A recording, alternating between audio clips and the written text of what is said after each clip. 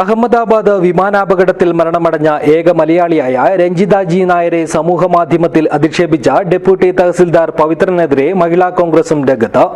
വെള്ളരിക്കുണ്ടിൽ നടത്തിയ പ്രതിഷേധത്തിൽ നിരവധി പ്രവർത്തകർ പങ്കെടുത്തു. This news sponsored by Bobby Chemmanur international jewellers.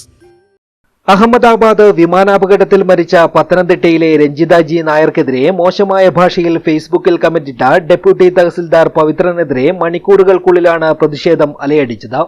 ഭാരതീയ ന്യായസംഹിത പ്രകാരം സാമുദായിക ഐക്യം തകർക്കുന്നതിനെതിരെയുള്ള 196 വകുപ്പ് ഉൾപ്പെടുത്തിയാണ് ഹോസ്ദുർഗ് പോലീസ് ഇയാൾക്കെതിരെ കേസെടുത്തത്. 5 വർഷം വരെ തടവ് കിട്ടാവുന്ന വകുപ്പാണിത്.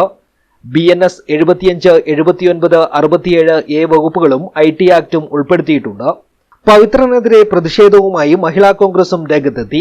മഹിളാ കോൺഗ്രസ് ബളാൽ മണ്ഡലം കമ്മിറ്റിയുടെ നേതൃത്വത്തിൽ വെള്ളരിക്കുണ്ട് ബസ് സ്റ്റാൻഡിൽ നിന്നും ആരംഭിച്ച പ്രകടനത്തിൽ നിരവധി മഹിളാ കോൺഗ്രസ് പ്രവർത്തകർ പങ്കെടുത്തു.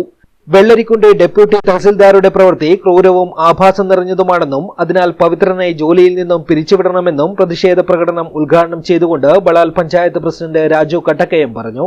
രാജ്യത്തെ ഞെട്ടിച്ച ഈ അപകടം, രാജ്യം ഒന്നടങ്കം അപകടത്തിൽ തുടങ്ങിയിട്ട് നിൽക്കുന്ന ഈ അവസരത്തിൽ മരണപ്പെട്ട ആ സഹോദരിയെ അപമാനിക്കുന്നതിനും അപകീർത്തിപ്പെടുത്തുന്നതിനും വേണ്ടി അദ്ദേഹം ഫേസ്ബുക്ക് പോസ്റ്റിൽ കൂടി കിട്ടിയ ആ പോസ്റ്റ് വളരെ അപകാശനീയമാണ്.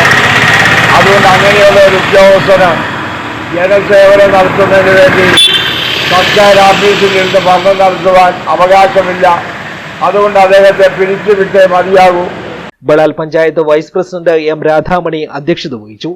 ബ്ലോക്ക് പഞ്ചായത്ത് അംഗം ഷോബി ജോസഫ്, പഞ്ചായത്ത് അംഗങ്ങളായ ജെസി ചാക്കോ, ശ്രീര രാമചന്ദ്രൻ, കോൺഗ്രസ് നേതാക്കളായ MP ജോസഫ്, അന്നമ്മ ചാക്കോ എന്നിവർ സംസാരിച്ചു. മഹിളാ കോൺഗ്രസ് ജില്ലാ സെക്രട്ടറി ബിൻസി ജെയിൻ സ്വാഗതം പറഞ്ഞു. News bureau, Vellarikundu.